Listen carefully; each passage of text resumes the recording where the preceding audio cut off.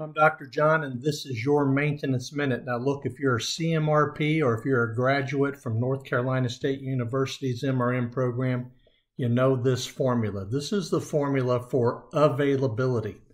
Every time I get called into a client to help improve maintenance and reliability, what they're really after is improving availability. The plant manager always boils it down to, we need the equipment to run more often than it is right now.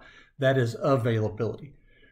We're in a series on making the storeroom a core value driver, and we've been talking about in the past recently, mean time between failure and mean time to repair, and I'm going to put that together in this formula. Mean time between failure in terms of the storeroom, this is preserving the inherent reliability of a spare part when it arrives from a vendor. We don't know how long that part's going to be in storage. It might be a component that sort of turns quite often in the storeroom, but then again, it might be a component that sits in the storeroom for a year or two. We have to preserve the function of that component that when it leaves the storeroom, it has the same level of inherent reliability as it had when it came into the storeroom. That's mean time between failure. And I want you to think just for a few minutes before I move on, the importance of mean time between failure relative to spare parts in this formula for availability. We recently had a discussion on mean time to repair, but more specifically, mean time to repair for the storeroom, which is in the repair time. This is where I need the storeroom to tell me. Again, if we're trying to shorten this, in fact, in this formula, we're trying to drive mean time to repair down to zeros or as close as we can possibly get it.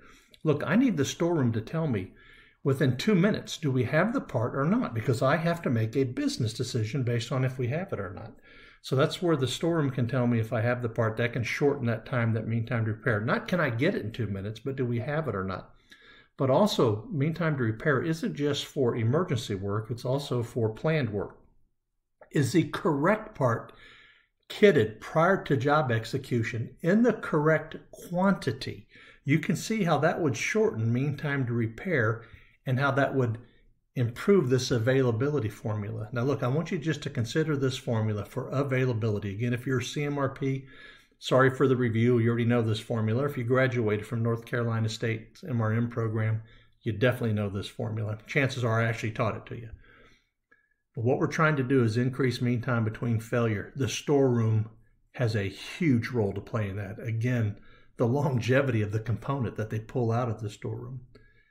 And we're also trying to shorten mean time to repair, and you can see on the repair time how the storeroom factors into that. On planned work, it's having a job kitted before time for execution. On an emergency job, it's telling me in 2 minutes or not if we have the part, because if we don't, we got a different decision to make. I'm Dr. John, and this has been your Maintenance Minute.